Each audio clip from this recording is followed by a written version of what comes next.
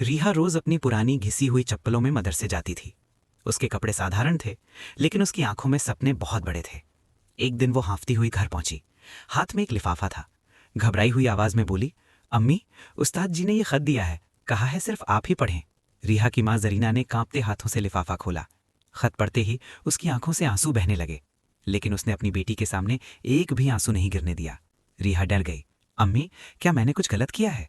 जरीना मुस्कुराई और उस मुस्कान के पीछे अपना सारा दर्द छुपा लिया।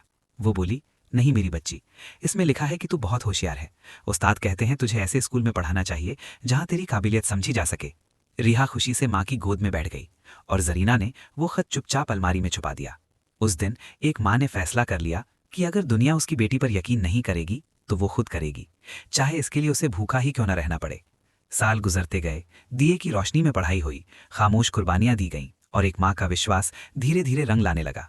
रिहा बड़ी हुई और एक दिन वही रिहा शहर की मशहूर लेखिका, लेखक और शोधकर्ता बन गई। उसके शब्द लोगों के जख्मों पर मरहम बन गए। एक दिन जरीना इस दुनिया से चली गई। घर में सन्नाटा रह गया और मां की आवाज बस यादों में रह गई। कुछ महीनों बाद सामान समेटते हुए रिहा को अलमारी के एक कोने में वही पुराना लिफाफा मिला। उसने खत खोला और सच उसके सामने आ खड़ा हुआ। खत में लिखा था, आपकी बेटी की मानसिक वृद्धि कमजोर है। वह दूसरी बच्चियों के साथ नहीं चल सकती। इसे मदरसे से निकाल दिया गया है। इसे डॉक्टर की जरूरत है।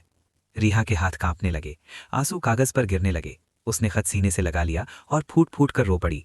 अम्मी, अगर आपने मुझ पर यकीन न किया होता तो मैं आज कुछ भी ना होती। क्योंकि कभी कभी एक मां का विश्वास हजार सच से भी बड़ा होता है।